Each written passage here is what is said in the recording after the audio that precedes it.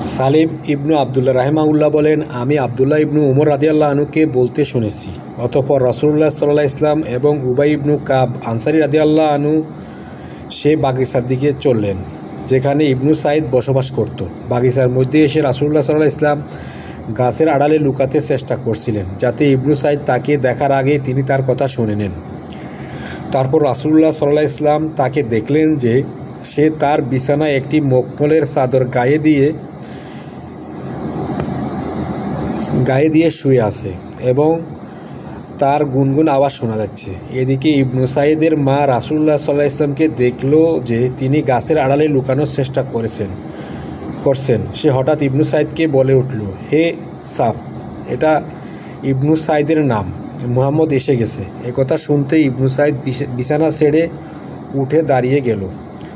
রাসূলুল্লাহ সাল্লাল্লাহু আলাইহি ওয়াসাল্লাম বললেন, তার মা তাকে সতর্ক না করলে সে রহস্য উদ্ঘাটিত হতো।